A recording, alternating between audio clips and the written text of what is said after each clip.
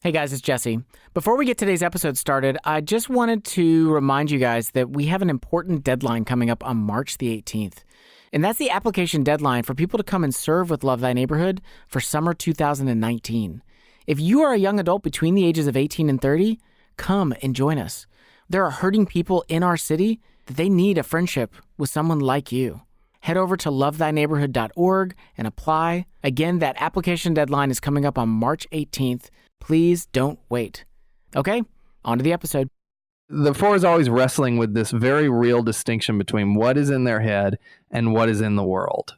And that just doesn't go away. Like if something has potential and it doesn't live up to that potential, then I have a hard time with that. This is a show about self-discovery, about understanding ourselves, about looking into the mirror to see the good, the bad, and the unknown of who we are. This is about how we relate to God and everyone else. From Love Thy Neighborhood in Louisville, Kentucky. Welcome. Welcome to the Enneacast.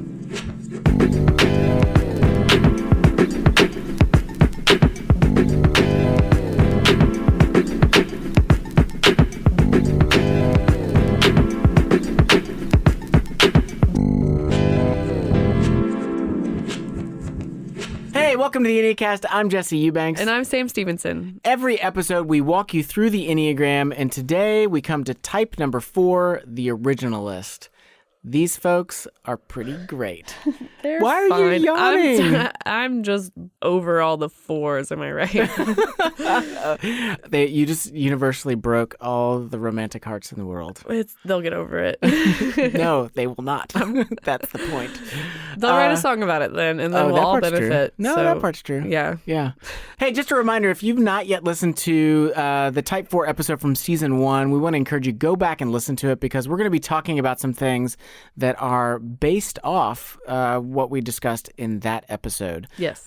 So when these folks are resourceful, they are caring, they're very expressive, and they're very emotionally intuitive. These folks are really gifted at knowing what's going on with others emotionally and giving language to other people's emotional experience. And when these people are non-resourceful, they can tend to be a little dramatic or moody. What do you mean by that? They tend to overreact, and they are never quite satisfied. So this season, we're going to be asking the question, how can I change? And before we move to the good news, first we need to acknowledge the bad news about ourselves. And because Sam loves telling us bad news. So, as we know, 4s are in the heart triad. And for those in the heart triad, their primary struggle is the issue of shame. And for the 4 specifically, the shame manifests itself and gives birth to the deadly sin of envy. Yeah, envy. The idea that other people or someone else just has it better than I do. That if I only had that thing, then my life would be better, or I would feel complete, or this ache inside of me would go away. Yes. And so it's like this perpetual longing that goes on inside of them. So let's talk about the top 3 particular ways that this deadly sin of envy can manifest itself for type 4s. We're going to call these the 3 problems. So problem number 1, holding on to the belief that you're deficient, which causes you to close off from others. Here's the deal, 4s. When you feel that you're deficient, you don't believe that you're worth other people's love and time. And because you don't believe that you're worth other people's love, you withdraw, which means that you are starving yourself from the very thing that you want. Yes, it becomes a very self-fulfilling prophecy for 4s. They live with this idea that no one understands me, or I'm different, I'm not like other people. And so this becomes the fuel to actively or passively sabotage their relationships. Okay, so that's problem 1. Problem 2, distracting yourself from your own growth through your attachment to particular emotions. So Jesse, can you just give an example for those that may not necessarily understand what this is right off the bat? I mean, honestly, the most common thing, so I'm a 4, is that, if somebody starts to press in, I will almost have a visceral response of they're not understanding me. And being misunderstood then becomes the emotion I attach to. Now I feel different. Now I feel ashamed. Now I feel rejected. And now I have the ability to focus on that feeling instead of on the actual topic that they're bringing to my attention. Yeah, I think that's good. Our friends at Crosspoint came up with this notion that we all have this relational and emotional thermostat that we all kind of set at different levels. And 4s have the most awareness, a heightened sense of their own emotional thermostat and that of others. So the problem for the 4 is that they can distract themselves from actually doing the work and instead just dial up their emotional thermostat. And then nothing's ever actually getting done. No work's getting done. But now everybody's just more emotional. Problem number 3 is focusing on what's missing to the point that nothing meets your standards. So when we are unhealthy, 4s, like, we fixate on whatever is missing. Like, if you come to us and you're like, how was it? We're like, it was fine, but, and we just go on to tell you all the different ways that the experience was crap, even though it was probably a wonderful experience. So I think that 4s really struggle to have realistic and fair expectations for life. And I think that the struggle of the 4s, we put those unfair expectations on the people around us and on life, and we set ourselves up from the very beginning to have a disappointing experience. And then if you ask us 6 months later, we'll romanticize the experience. Right. It was so amazing. Why can't the new experience be like the old one? Yeah. And so we're jacked. I'm sorry, guys. Okay, so that is the bad news. Let's talk about the good news. So the good news is for the good news. Yeah, let's talk about the good news. The good news is that God does not leave us where we are, but he comes to us with the gospel, and he invites us to live life as our true self in Christ. So 4s are in the heart triad. We struggle with the issue of shame, the feelings of deficiency, of the idea that we are broken. Well, what is the remedy for shame? It is God's delight. It is God coming to us and celebrating us, singing over us, doting over us, because he is a good and loving Father who loves us. And our conviction is the only way for a 4 to be healed of this shame is to truly experience God's delight in them. And if they can experience this, then their shame will be healed, and they can move from a posture of envy to equanimity. And equanimity is basically just means balance. So Proverbs 14:30 says, a tranquil heart gives life to the flesh, but envy makes the bones rot. So this proverb is telling us that balance and tranquility, instead of envy and overreaction, are life-giving. So let's explore what a life of balance and equanimity looks like for the type 4. Now we're going to take those 3 primary ways that we just mentioned that the deadly sin manifests itself for this type, and now we're going to explore specific ways that God is inviting us out of our false self and into our true self in Christ. So we're going to look at each problem again and then offer solutions for that problem. Just a note here, we've adapted a large portion of our teaching from Beatrice Chestnut's The Complete Enneagram, but we've infused it with Christian theology. And we're going to give a lot more tips than you could ever memorize, so just focus on a couple of them. Yes. And then as you're ready, just revisit this list again in the future. Okay, so Sam, kick us off. Okay, so problem 1, again, holding on to the belief that you're deficient, which causes you to close off from others. So the first solution for this problem is to challenge that belief that you're inferior. Remember that you were made in the image of God, and God doesn't make bad things. He makes things that are whole and complete and good. And the gospel shows us that we're all equally created in the image of God and equally in need of a savior. No one is worse off than you. No one's better off than you. And so 4s can look to themselves and think that I'm not as I should be. Well, that's true for everybody. Yeah, that's everybody. All of us deal with that issue. You are not more deficient than anyone else around you, and you are also not more special than anybody else around you. Your deepest identity is not that you are a sinner. Your deepest identity is that you are loved by God. So the second solution is speak more kindly to yourself and take care of yourself. 4s have a really strong inner critic that can really start to beat down on them and shame them. And it's important that 4s do the work of preaching the gospel to themselves. The Lord loves me. The Lord accepts me. Yeah. The Lord has made me this way. I am quirky, and I do like things different than a lot of my friends like, and that's okay. And it's also totally fine that they like their mainstream stuff. Who cares? That's not the stuff of substance. And in fact, Zephaniah, there's a scripture that says, the Lord your God is with you, the mighty warrior who saves. He will take delight in you. In his love, he will no longer rebuke you, but will rejoice over you with singing. Yeah, that's actually my favorite Bible verse. It's awesome. It's such a good picture of God being this empathetic parent and drawing near to us in time of need and delighting with great joy and singing. And we're actually going to do an episode on self-care later in this season, so Yes. Stay tuned for that, because I think that, all the types are going to find it helpful, but, 4s, you guys are really going to find that helpful. I think that's good. Okay, so the third solution is recognize that envy, competition, and self-abusive behavior as danger signs that you're living out of your non-resourceful self.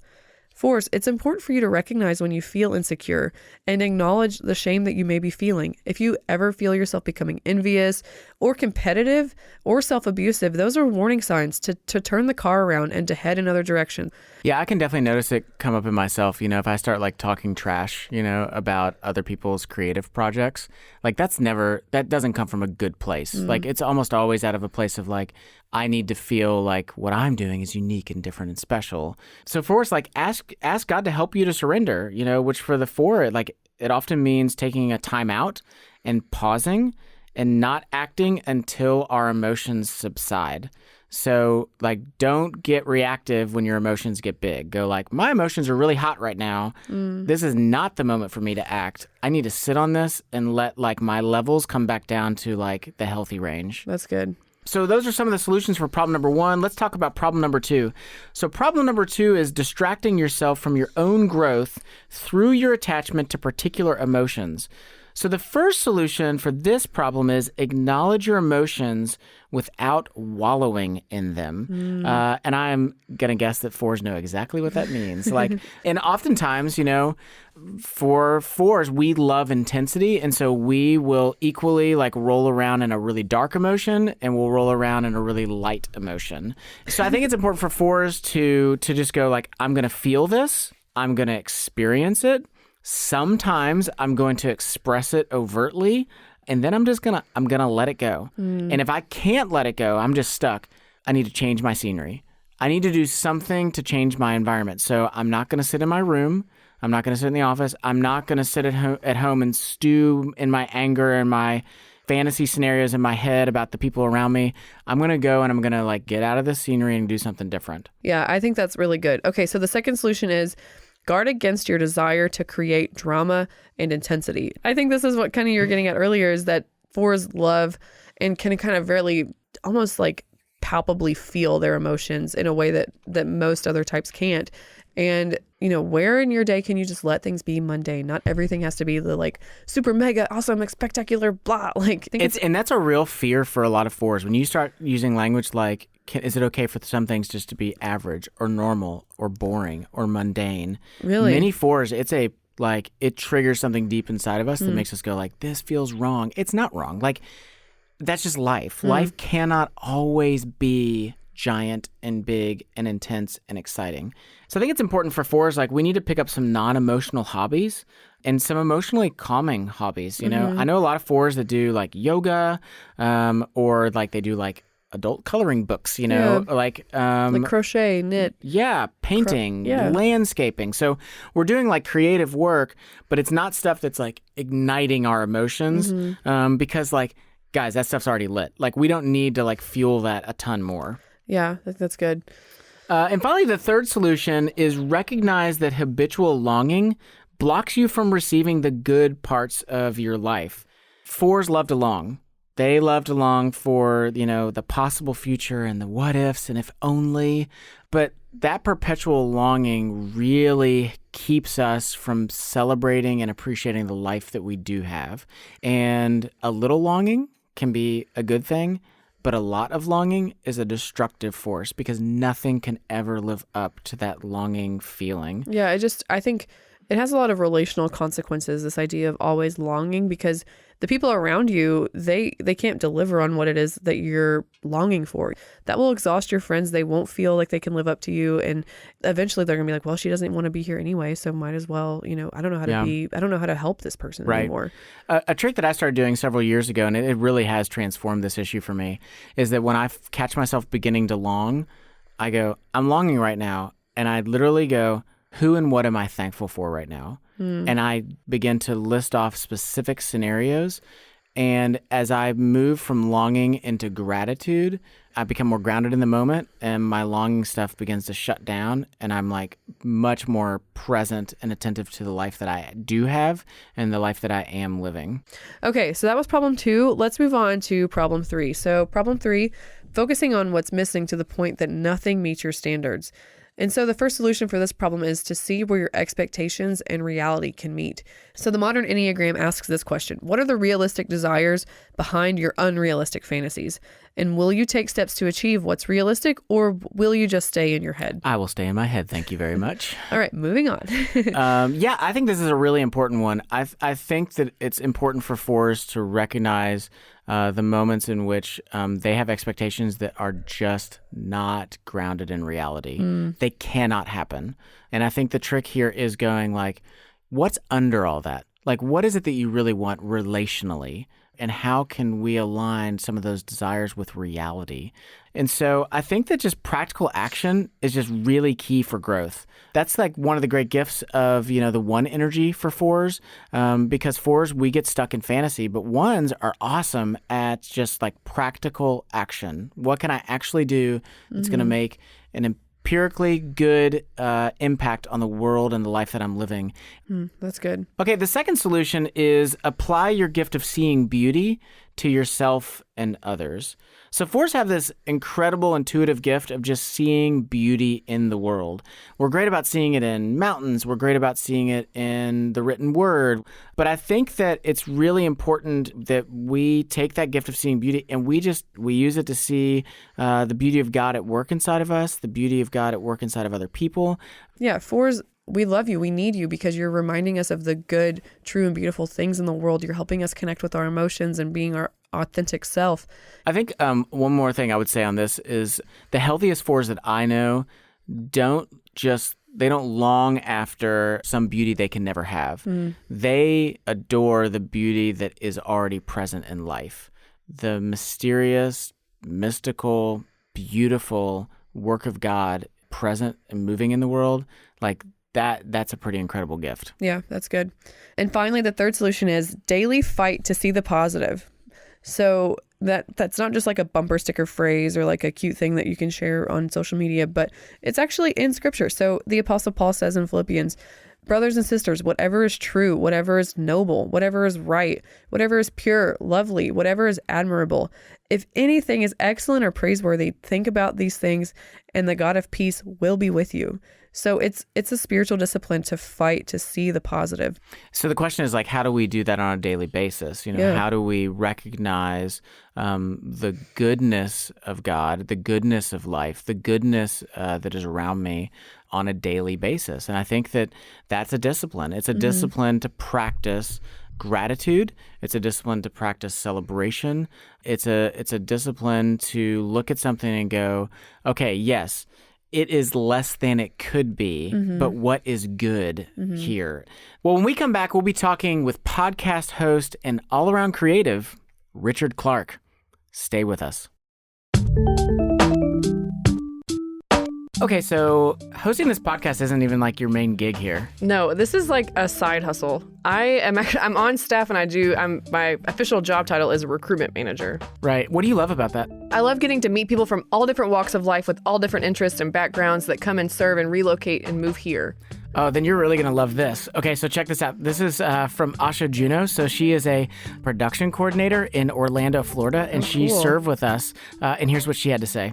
Honestly, I don't know that anything has had a greater impact on my life than Love Thy Neighborhood. I think so much about the way I live my life is a reflection of what I learned during my time in Louisville. So what should people do if they also want to come and be a part of this experience? Well, I think the easiest next step for people is if they're interested, they should go online to lovethyneighborhood.org.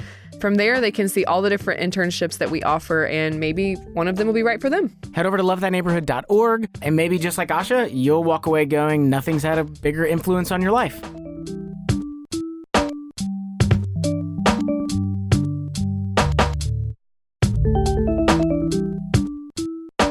One of the things that we talk about a lot is people's need for community.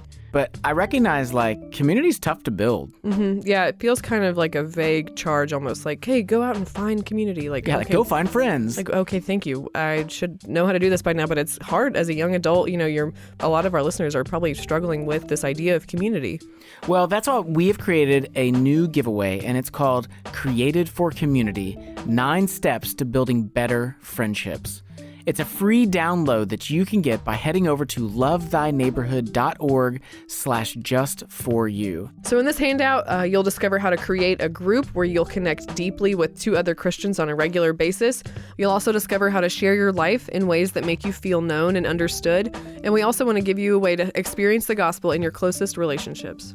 So again, to get this download, Created for Community, 9 Steps to Building Better Christian Community, just head over to lovethyneighborhood.org/just4you.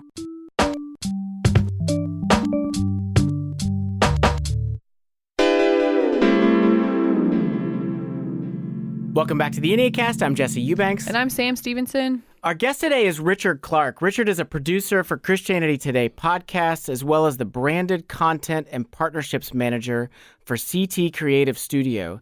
He's the host of Living an Effective, a narrative podcast exploring what happens when the Bible and humanity collide. He's also the co-host of No Chill Enneagram, the whimsical, wise, and fun-loving podcast cousin to the Enneacast. Their incredible season finale is out now. You can find them by searching for No Chill Enneagram in any podcast app. And also, Rich is a Type 4 on the Enneagram. Welcome to the show, Rich. Yeah, thanks for having me. Great to be here. It's good to have you back. Yeah, because you were with us on season 1. You and Bethany Perkins, your co-host, joined us. I know, and now I got that dead weight off of me, thankfully. Wow. I'm just kidding. I feel like I'm just half a person here. I know. I feel like we need to have Bethany. Bethany needs to be here saying, "Wow, Richard, okay." That was my Bethany impression. That was pretty good, actually. When you described No Chill Enneagram as wise, I thought, well, that's not me. That's Bethany.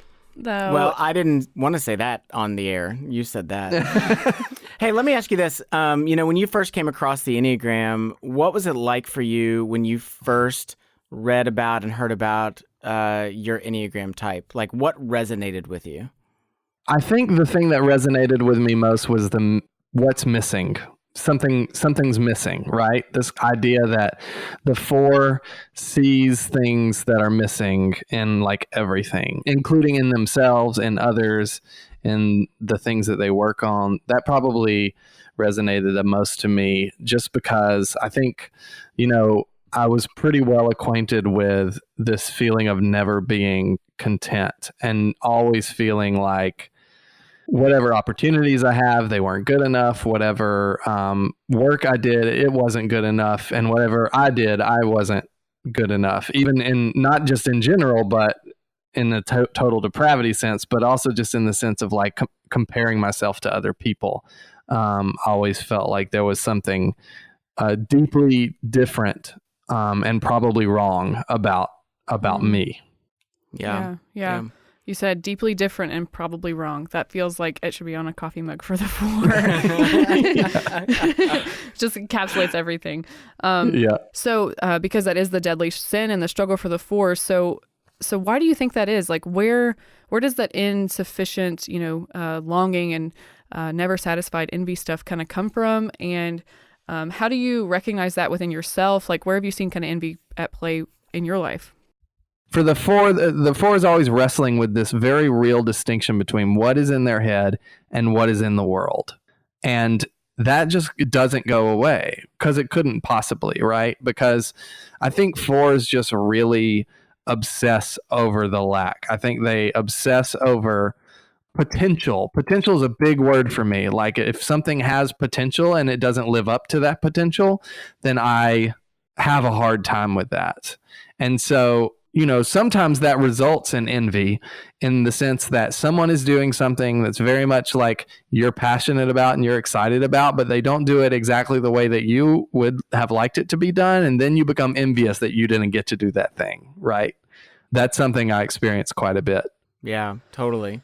Well, let's actually talk a little bit about the specific problems that we explored at the top of the episode. Mm-hmm. So problem number 1 is holding on to the belief that you're deficient, which causes you to close off from others. How have you seen this show up in your life?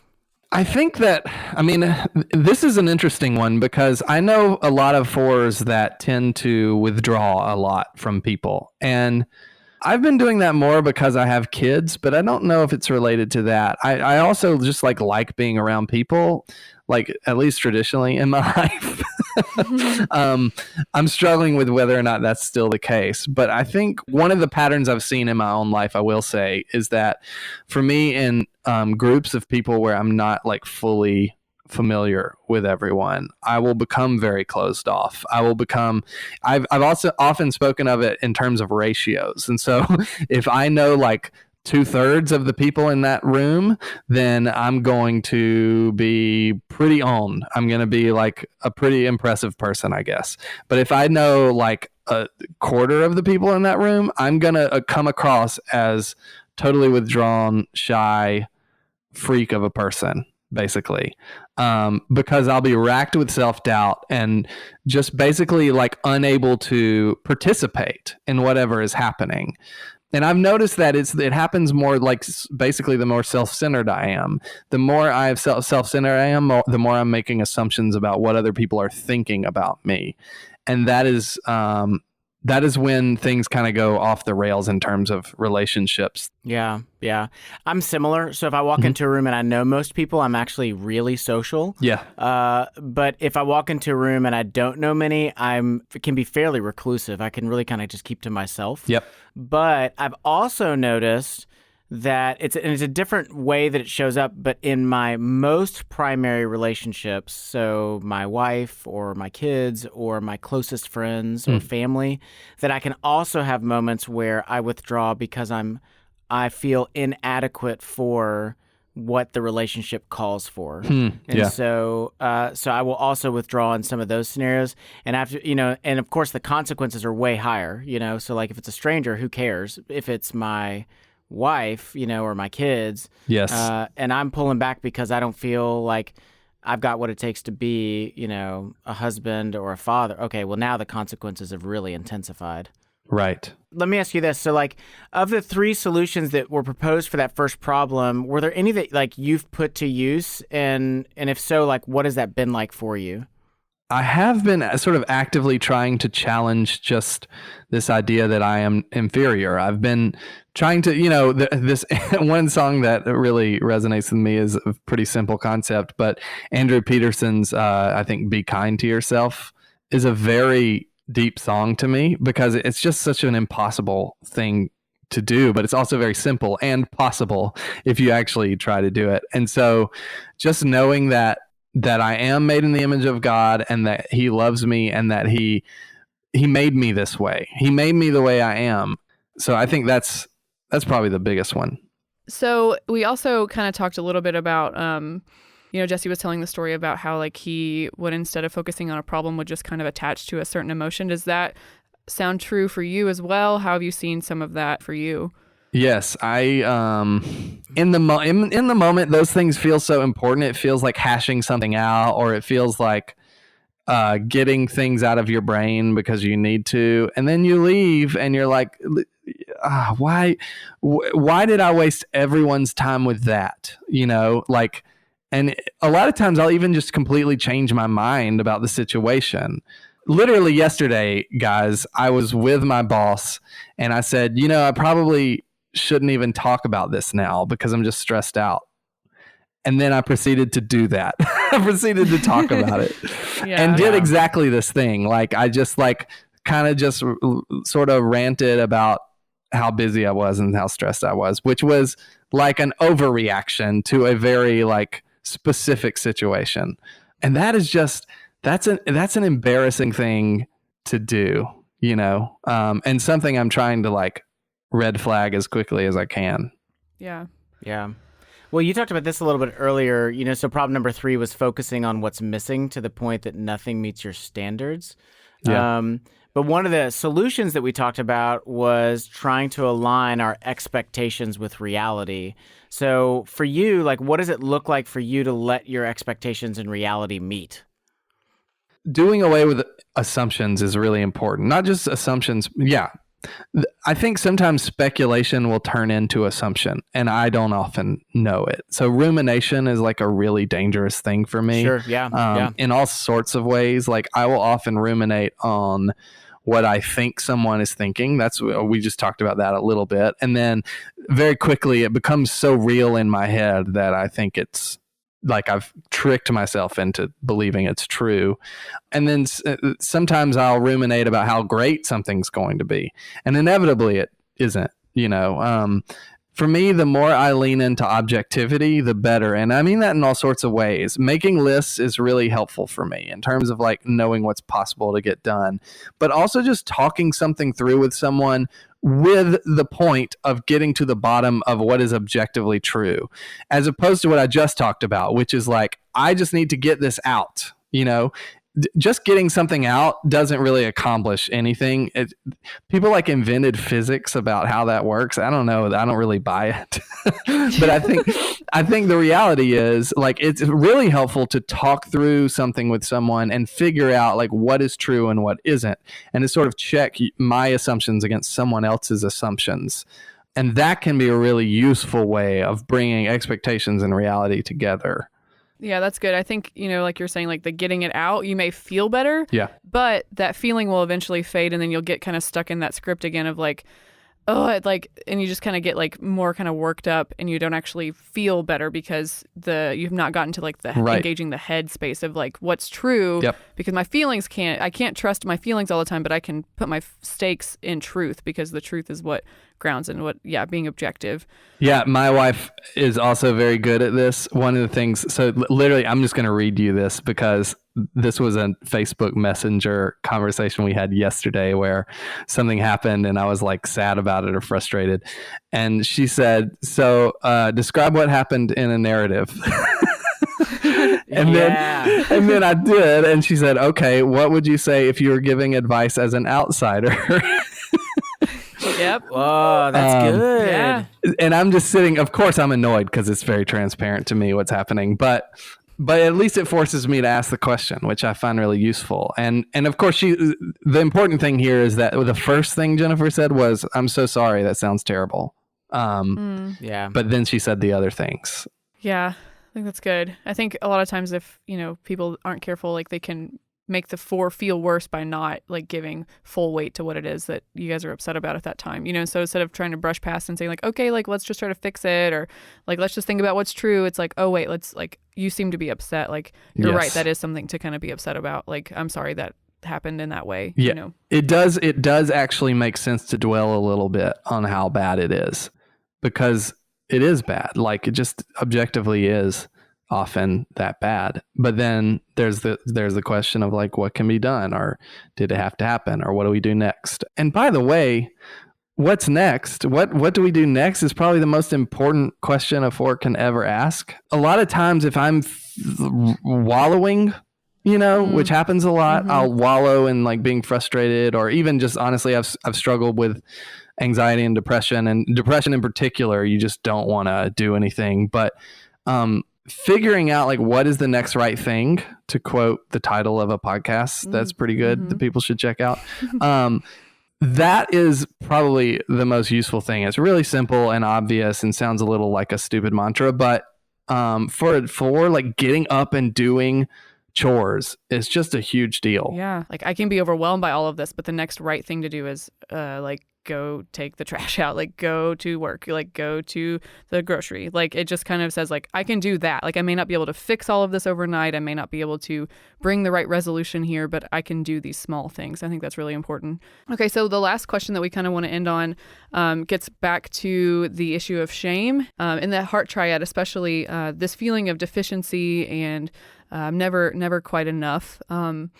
We believe that God responds to that shame with his delight. And Rich, for you, like, how have you seen that? How have you experienced God's pleasure and joy and delight in your life? I think the answer to that is mostly other people. The people closest to me that truly love me and that do so, and that love me unconditionally, those are the people that, when you force yourself to take things at face value, can bring a lot of joy to my life. Shame like paralyzes, right? It takes all of your perspective and it limits it to what's happening right now as opposed to what could happen in the future. And it also sort of just tells you that there's nothing you could do about anything. And I think I think the alternative to that is getting up and doing something. I think too, just like prayer, and just I've started sort of gravitating towards more opportunities for sort of silence and solitude and prayer. And I've been trying to like build habits of doing that. I've been pretty bad at doing that in the past. And I just think there's something grounding about kneeling in prayer and understanding that God actually cares what you're saying. Yeah, I resonate with all of that. Yeah, that's good. Well, listen, when we come back, we are going to be playing Your Worst Nightmare with Richard Clark. Sweet. Stay with us. Okay, so now that folks have already won tickets to the Enneagram workshop, I think it's time for a new contest. Really? I just love giving stuff away. I mean, I'm into it, but I did not know that we had this much to give away. Okay, so our friend Beth McCord of YourEnneagramCoach.com. Love Beth. Yep, we are giving away to 2 grand prize winners a free online Enneagram course through YourEnneagramCoach.com. Man, that's like really cool. Like, shout out to Beth for offering those courses up for us to give away. I think they'll be really helpful for anybody that signs up. So if you want a chance to win a free online Enneagram course from Beth McCord, head over to lovethyneighborhood.org/Enneacast. And then if you head over to iTunes and you leave us a review on each of our podcasts, you'll be entered for up to 2 additional chances to win. So that means up to 3 chances to win. 3 chances to win? Yeah, we really like to increase people's odds as much as possible. So again, go to our website, lovethyneighborhood.org/Enneacast, leave us a review on iTunes, and you can be entered to win up to 3 times for this great giveaway.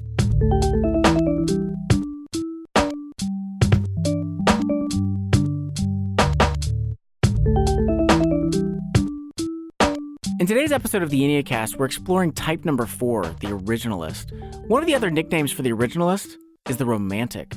And that's because 4s are known for longing for that one special person to fill the void in their heart. Well, things don't always work out that way, which is why we want to direct you to our other podcast, the Love Thy Neighborhood podcast, and especially episode number 18, where the gospel meets singleness. I don't know how this would come out, and of course you don't have to include it, but can I talk about sex for a minute? You know, everyone tells you have to be satisfied in Christ. I was curious as to, like, maybe I am doing something wrong. And I've said to a number of American churches, you would happily have Paul as your apostle, but you wouldn't have him as your pastor. So, subscribe now by searching for Love Thy Neighborhood in whatever podcast app you prefer, or head over to lovethyneighborhood.org/LTN podcast.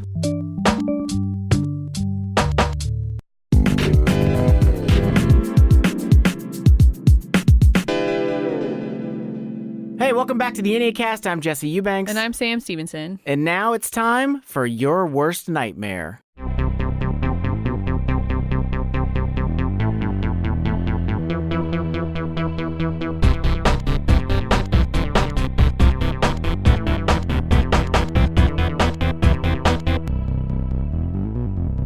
Okay, so Your Worst Nightmare is a real game. You can find it on Amazon or head over to pressmantoy.com.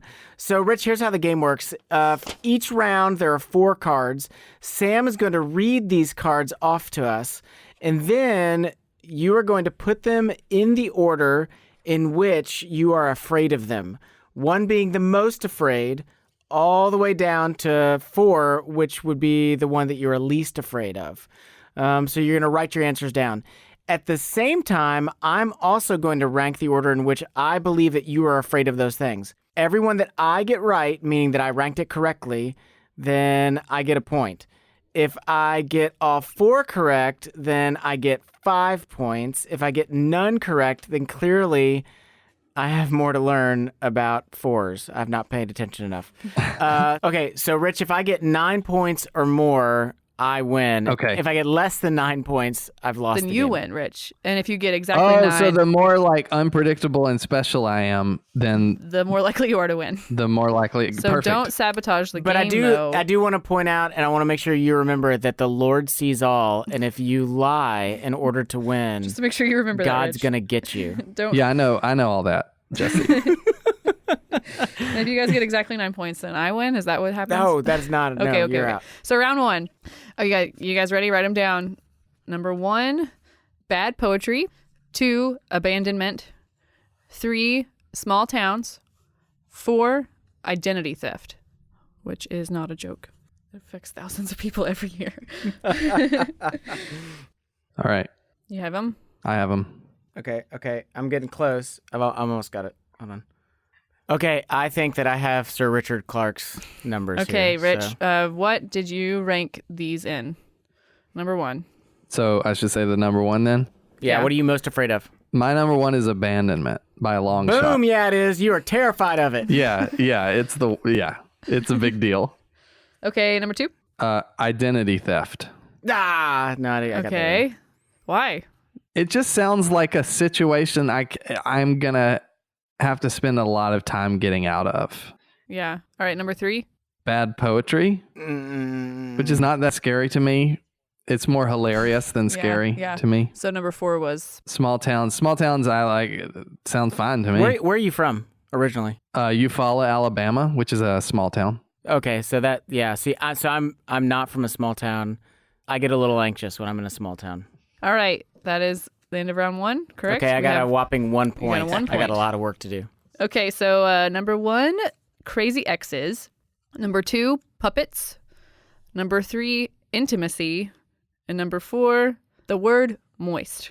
I'm struggling with this one quite a bit.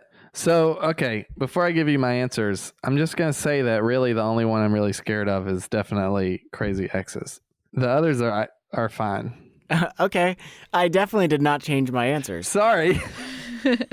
Okay, everybody ready? Rich, what is your greatest fear? My greatest fear is crazy exes.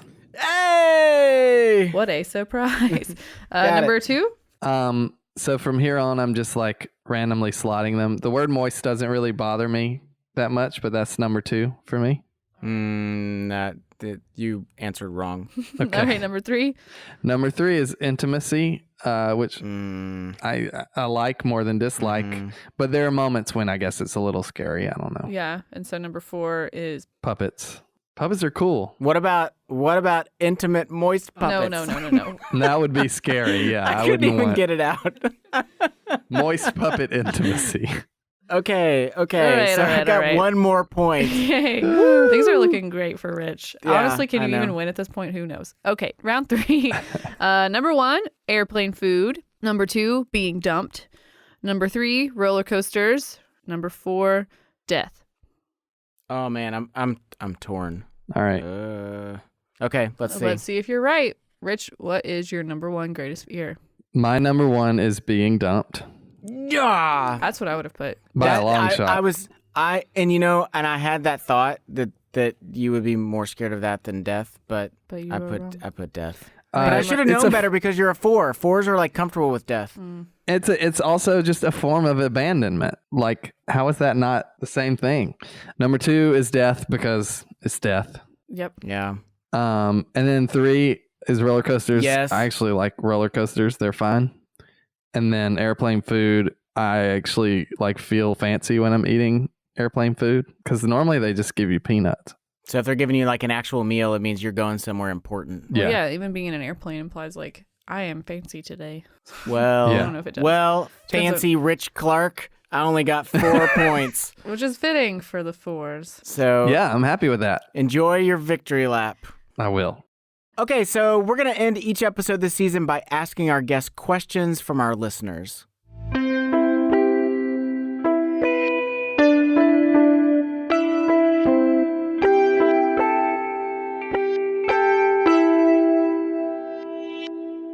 So this first one comes from Alice Sunshine, super clever, Alice Sunshine 26. And they say, I'm a 4, but I'm not super creative. Do 4s have to be creatives? Yes, sorry. Just kidding. Oh, that was it? No, 4s don't have to be creative. I think 4s often are because they excel at it when they do. You know what I mean? Like if you're into creative stuff, then a 4 is going to be pretty good at like conveying the human experience, which is a lot of what art and creativity is. But I think that the sort of resourceful traits of a 4 can be really useful in other things like anything where you're interacting with people. And the other thing I'd say is you might actually be creative. You might just not know it, because sometimes creativity looks like, creative problem solving, or making something that is sort of like by the book and boring, but in a way that is effective and surprising and interesting. So you could literally write a textbook in a way that is creative. So I'd encourage you to like second guess that assumption a little bit, and talk to people about like whether you are actually creative. And then, and if you're not, that's totally fine. Yeah, I have a friend who's one of the best offensive football coaches. Not offensive like offensive. Offenses. Mm-hmm. Look, see, this is what happens when I try to talk sports. But I have a friend who is one of the best offensive football coaches in the state of Kentucky. He's a 4. And his ability to look at his players and to see creative strategies that the other team doesn't anticipate is one of the reasons why his team consistently plays very well. And so that's not a traditional, it's not a, high arts scenario, but this is a guy that's completely creative and emotionally intuitive, and, but he leverages those gifts of creativity and in other ways. Okay, so Rich, this is anonymous, and it says, I'm a 4. I have a hard time connecting with the interest of my friends. How can I create connections when we enjoy such different activities? I've been struggling with this one too. I have been trying to put like lower stakes on my relationships. I think sometimes relationships can feel really like if you're not connecting with someone in a way that you think you should, it starts to feel like, oh, what is wrong with me? Why won't this work? But it's not that big of a deal, and it's fine. And I think it's just fine to like hang out with people sometimes, and not make such a big deal out of it. And also like go out of your comfort zone a little bit and just try weird stuff. Some of the most rewarding things I've done have been things that I didn't think I would like hitting golf balls at a driving range and weird stuff like that. So I would suggest like, not one of the things I do struggle with is trying to like bring people into my stuff, because I feel really passionate about my stuff and like the things that I do. But I think it's actually, if you struggle with loving people or caring about people or liking people, I think one way to do that is to get into their world and sort of become a little incarnational with them. Yeah, like I'm not a big sports guy, but a lot of my peer group, they love sports. And so they'll, hung out with some guys the other night watching the Super Bowl. Last year, a bunch of us went to this big football game. I literally don't know what is happening on the field. I don't understand the sport. And so I can't be excited nor disappointed about a single thing that is happening. But I show up, and what I look for basically, I have a lot of little tiny one-on-one conversations with each of my friends to connect with them. They love me. Hey, we're all doing this thing. Why don't you come with us? And I look for it as an opportunity just to hang out with guys that I love, And so, so I don't think you have to have like deep, resonant joy over every single thing. But I think it is showing up to each other's stuff. If it matters to them, let it matter enough to you. And if it matters to you, make sure you're sharing it with others so that they have the opportunity to show up for you too. Okay, we do have one. Sorry, Rich. We have one last one. And this one was a call-in question. Let me see what it is. Hold on. Hi, this is Bethany Perkins. My question is, what do you do when you have a podcast co-host who's a 4, who is always coming up with lots of crazy new ideas, and they get their feelings hurt when you don't want to do all of them, or you can't do all of them, or you're just not as enthusiastic about all of them? Thanks. This is an easy one. So, Rich, what advice would you give to that person? You got to do all those things is the answer. The 4 knows what they're talking about. If you're listening to this episode, you know that they're creative and innovative, and they're just really smart and brilliant. And so I agree that all co-hosts should basically just follow the lead of the 4. That's going to lead to good ends. I affirm what you're saying. Can we call this listener back? I think we need to talk on the side about what to do. Yeah, Sam's going to have a new segment called Throwing Shade at Your 4 co-hosts. With Bethany and Sam. No, it is really important for a 4 to have someone who grounds them, especially in a project. And that I find extremely useful. So whoever this person is who called in, Bethany something, just like hold your ground and like tell them that you're going to walk if they don't do if they do keep doing junk all the time. So threaten abandonment and you'll get what you want. I'm writing that down. Yes. Good luck doing this on your own.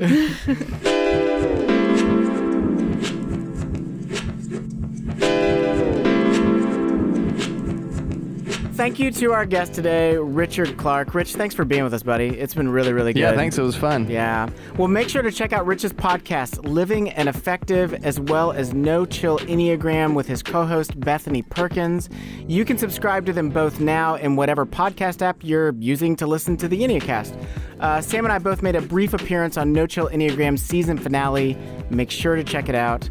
Also, thank you to Crosspoint Ministry, who trained Sam and I in the Enneagram. To learn more about Crosspoint or to attend one of their amazing retreats, visit crosspointministry.com. Our show is a production of Love Thy Neighborhood. Love Thy Neighborhood provides social action internships supported by Christian Community for young adults ages 18 to 30. Serve for a summer or for a year. Grow in your faith and life skills. Learn more at lovethyneighborhood.org. Today's episode was produced by myself, Sam Stevenson, and Rachel Zabo. Engineering and editing by Rachel Zabo. Music for today's episode comes from Murphy DX. I'm Sam Stevenson. And I'm Jesse Eubanks. Remember, the eye can see everything but itself. Find people to journey with you, because you were created for community.